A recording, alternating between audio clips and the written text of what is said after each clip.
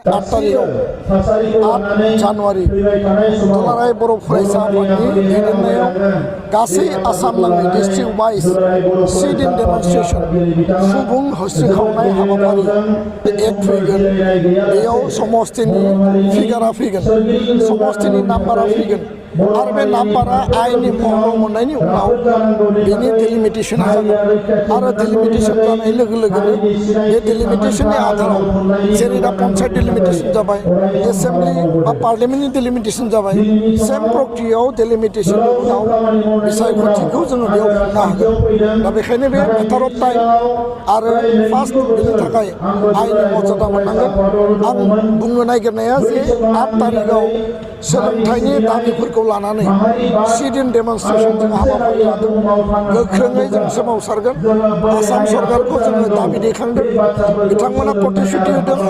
प्रतिश्रुतिया delay जादों बिथांमोना मावा होनना बुङाखै जानाय नङा होनना बुङाखै खिन्थु जि प्रतिश्रुति होदों बे टाइमनि जायाखै बेखायनो जोंनि आसाम जुडिसियेल सार्भिसाव बर' साबजेक्ट सोनाय बर' लेंगुवेज सिटेटआव बर' लेंगुवेज सोनाय 101 बर' मिडियामनि हायार सेकेन्डारि थिसननाय 35 मडेल हाई स्कुल गायसननाय टिचार एपइन्टमेन्ट स्कुल प्रभिन्सियेलाइजेसन गासै मोन 15 दाबिखौ लानानै जोंनि धरनाया जाय लिडारफोरा जाय दैदेनगिरिफोरा माबा मोनसे जोंनि हारिनि खामानिफोरखौ लानानै मावनो गोनां खामानिफोरखौ लानानै जों रायजो राजानि सिगाङाव मावगासिनो दङ मावनो थाखाय जोङो सावरायगासिनो दङ मावनायनि लामायाव मावनो थाखाय खोथा होदों बेफोरबायदि माने गोजाननि इन फिउचार ना जागोन ना जाया जेबो माने कुनु गेरेन्टियानो गैया बेफोरबायदि लाइनजों बाथ्रा बुंग्रा जोंनि हारिनि गेजेराव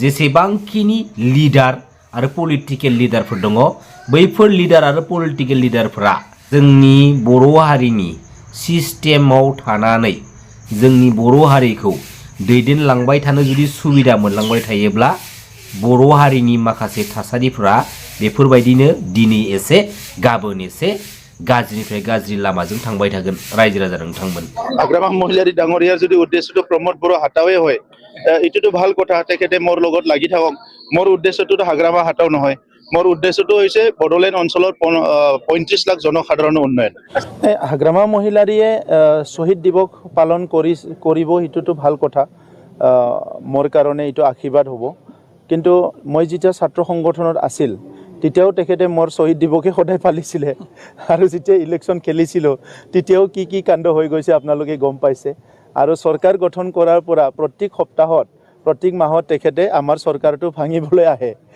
4 বছৰটো হৈ গ'ল গতিকে তেখেতে আমাৰ চৰকাৰখন ভাঙিব নোৱাৰিলে গতিকে মানুহ সেই বস্তুটোহে খাব লাগে যিটো হজম কৰিব পাৰে হিটোহে কামৰিব লাগে যিটো কামৰিব পাৰে কবাত আপুনি সবকে কামৰিম বুলি দাঁত আছে যদি খিলত কামৰি দিলে দাঁত ভাঙি যাব তো এই কাৰণে আজি जाय प्रमोद बर' बिथाङा एबसुआव थानानै बड'लेण्ड मुभमेन्टखौ लिडिं खालामनाय समाव जोंनि गासै बर' हारिनि बर' फिसाफोरखौ थगायबोदों बेबायदि दैदेनगिरिया पलिटिकेल फिल्डआव फैखांनानै आरोबाव जोंनि थाखाय बेसेबां मोजां मा खामानि मावनो हाबावगोन रायजो राजा नोंथांमोन दिनै प्रमोद बर' बिथांनि दैदेननाय सरकारानो जोंनि बर' हारिनि बै माखासे बर' नखरफोरखौ बुख्रेब सुख्रेब इफेक्शन खालामनाय माखासे नुथायफोरखौबो जों नुनो मोन्दों आरो जों नायनांगौ बायथ' जानानै फैदों नाथाय दिनै मानगोनां प्रमोद बर' बिथाङा पलिटिक्सआव फैखांनायनि उनावहाय सासे CEM जाखांनायनि उनावहाय दिनैयो नुगोना नुदिया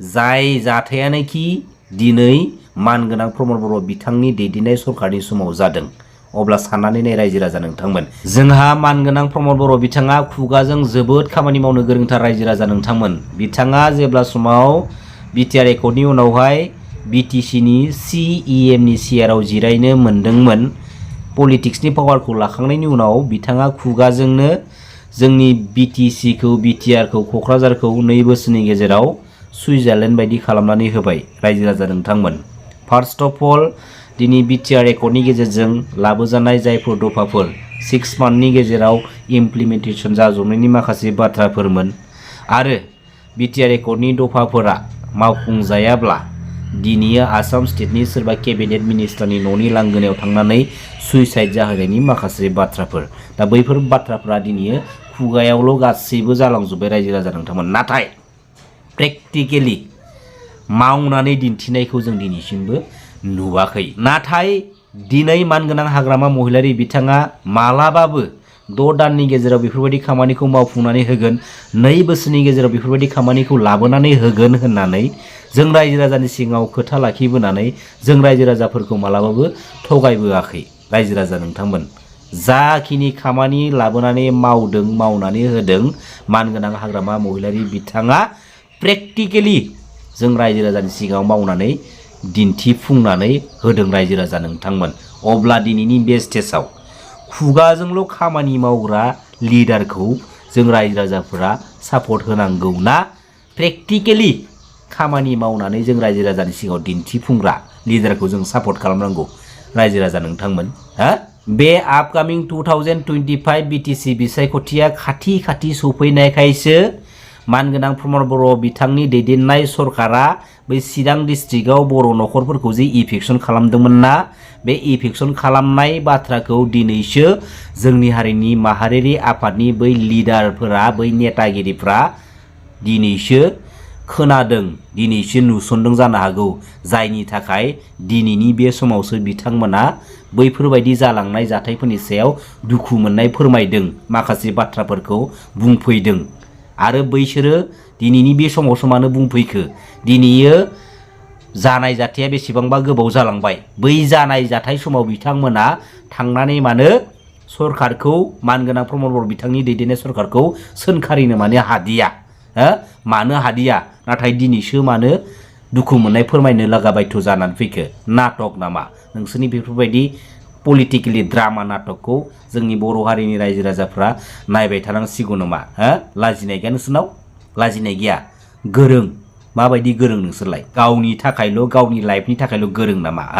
दिनैयो नोंसोरो माहारियारि आफादनि बिबानाव थानानै, दिनै माहारियारि आफादनिफ्रायनो फैयै फैयै पलिटिकेल लिडार जानानै जोंनि गासै बुहुमनि बर' फिसाफोरनि सायावसो पलिटिकेलि गेम गेलेनो नाजाबाय थाबाय नामा नोंसोरलाय? लाजियाखसै? पलिटिक्स गेले बै गुबुन हारिजों, हायोब्ला दम दंब्ला जों रायजो राजाफ्रा सापर्ट होगोन, मिथिबाय? लाजिनांगौ एसे। नोंसोरनि बेफोरबायदि ब्लाडि नाटकखौ जोङो नायबाय थानो सम गैया। बिथांमोना दिनै गोदान दैदेनगिरि सायख'दों। बाक्सा जिल्ला एबसुआ बे जि गोदान टीम बिथांमोना मोननो हाबाय। फैबाय थानाय समाव आरोबाव गोख्रोङै माहारिखौ सिबिनो, बे ओनसोलनि रायजो राजाफोरनि गासैबो खामानिफोरखौ, जेंना जेंसिफोरखौ सुस्रांनायाव गोख्रों बिफाव लानो हागोन होननानै आं मिजिंथिदों। दुलाराय बर' फरायसा आफादा 1967 मायथाइयाव जोनोम जानायनिफ्राय दान्दिसे सम जिरायालासिनो हारिनि गुबुन गुबुन बिथिंखौ लानानै खामानि मावबाय थादों। आथिखालाव दिपेन बर' बिथांनि दैदेननायाव दुलाराय बर' फरायसा आफादा एकर्ड इमप्लिमेन्टेसननिफ्राय लानानै जोंनि सोलोंथाइ, रांखान्थि, समाजखान्थि, गुबुन हारिफोरजों मोजाङै सोमोन्दो दानाय फारफ्रोमबो बिथिङावनो मोजां खामानि मावगासिनो दङ। दुलाराय बर' फरायसा आफादनि बारग' बिबानगिरि हिसाबै, सासे सोद्रोमा हिसाबै बारग' आङो बिथांमोननिसिम गाहाम हामलायनायखौ बावो। आरो इयुनाव बर' माहारिनि गासैबो आइ आफा रायजो राजाफ्रा जोंनि बर' थुनलाइ आफाद आरो दुलाराय बर' फरायसा आफादखौ अरायबो मदद होलांनांगोन। मानोना बे मोननै आफादनि थाखायनो दिनै जोंनि राव, थुनलाइ, सिनायथि, थामोनथा गासैबो दिनै नैबे थासारियाव फैनो हादों। दा नंखायनो आङो दिनै बिथांमोननिसिम बे जथुम्मायाव बाहागो लानायजों लोगोसे साबायखर बावो। लोगोसे सालबारि ओनसोलनि गासैबो आइ आफा रायजो राजानिसिम आङो इंराजि गोदान बोसोरनि गाहाम हामलायनाय बावहरदों। आरो सालबारि ओनसोला बर'फोरनि सोमावसारनायाव मोनसे गोख्रों गोदोनिफ्रायनो जायगा आवग्रिबोदों। दा बे ओनसोलाव जिफोर मुंख्लंफोर दङ, बिथांमोननि खाथियावबो आंनि गोसो गोरबोनिफ्राय सिबिनायखौ बावहरदों।